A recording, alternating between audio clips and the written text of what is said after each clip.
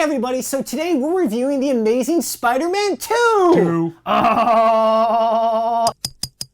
You know, I've been really excited about this movie, and I gotta say, for me, I freaking loved it. Loved it, with a capital L. I have not been very excited because in the trailers, to me, Electro looked a little cheesy. Looked like it was gonna go Spider-Man 3, where there was too many villains. Yeah, people were worried about it. So I was worried, but I thought it was awesome. We agree on something. I thought it was B+ awesome. B+ isn't really awesome, right? So let's get into it without spoiling too much. Basically, obviously, a continuation of this stuff with Peter Parker, with Gwen Stacy. They're introducing Harry Osborn, played by the great Dane DeHaan. Yeah. And of course, Electro, played by the super awesome Jamie Foxx. In all of the trailers, for me, I thought it was so like overly CGI'd Jamie Foxx that I thought he looked a little bit, it crossed the borderline into cheesy, but in the movie and in the context of the movie, he looked amazing. Yeah. The battles with Electro were absolutely some of the best comic book action movie battles I've ever seen. Oh, totally. And they totally retained a lot of his powers and a lot of the way that he becomes Electro. I was really impressed how Orson Kurtzman, of course, the awesome Orson Kurtzman, were able to sort of combine the different elements of the Electro story and make this really interesting character, especially when it was Max Dillon. He sort of reminded me of this weird combination of like Milton from Office Space and Edward Nygma from Batman Forever. You know, he was really pathetic and really weird, but somehow Jamie Foxx, I think, made it work. For me, being a Spider-Man fan growing up, this is like, I think they finally hit that singularity of like being enough like the comic book and having the special effects to back it up. I still think there's the third ball in the Venn diagram, which is being a really concise, like a really, really beautifully functioning movie beginning to end is like 85% there. I loved Spider-Man in this movie. Yeah. Every single moment that Spider-Man was on the screen, I adored.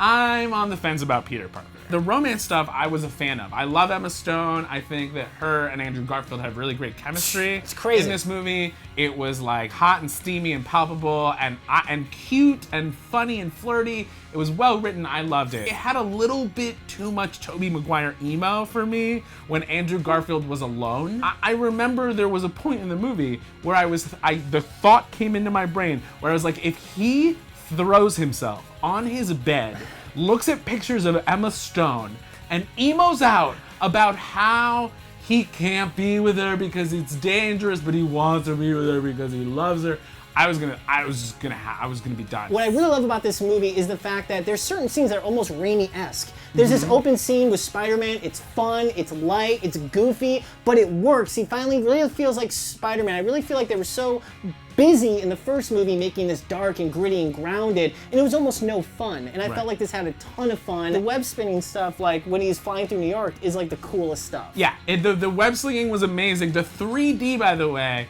this was shot on film, and it was like, it's like fake 3D, it's not real 3D. It's converted, yeah. And for me, that was always like a killer. The 3D in this was fantastic, and the web slinging was so well done that it was really like exciting and immersive. It was just a better made movie on almost every single level than the first one. Okay, are you ready for this? Are you ready for this? I'm ready. I think Amazing Spider-Man 2 was the best Spider-Man movie ever made. Oh, I'll agree with that. Boom! All right, so is that it for us, Cruz? Are we all done talking about Spider-Man? I want to talk about some really key things toward the end, but they're gigantic spoilers. Okay. So if you have not seen this movie and you don't want this spoiled, this is a review and I want to be able to review it. And we don't play that, okay? I do not spoil movies for people, okay? It hasn't even come out in America yet, okay? I don't live in the UK. Andrew Garfield might, Spider-Man might. I know. I want no part of it. No, I'm we out. just have to I'm warn out. you. I'm out. Peace out, everybody. Okay, so Lacey's not cool with spoilers, but they killed Gwen Stacy. They did.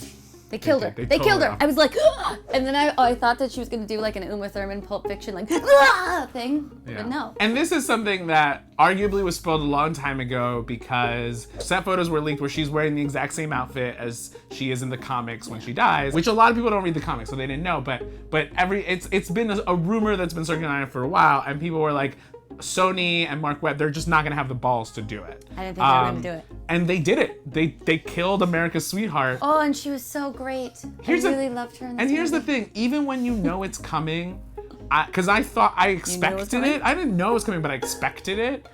I thought they did it really well, and I was still surprised. Everything resolves, basically, and then boom. They did a really good job in terms of what we were talking about before with Lacey, where in the trailers we were a little worried that it was going to be Spider-Man 3, where there was like a ton of villains. It was Electro almost 90% of the movie, and then Goblin and Rhino really come in at the end and amp up for the sequels, and they really amp up by offing poor old Emma Stone. One of the things I was excited about for Mark Webb directing Spider-Man in the first place was that he did 500 Days of Summer, and it was really creative in a lot of different artistic ways. And Spider-Man 1 was just straight. This one like used music and jokes and stuff and really funny, but you have a very different I had opinion a problem with that. I felt like it didn't know what it was. I'm giving it a B-.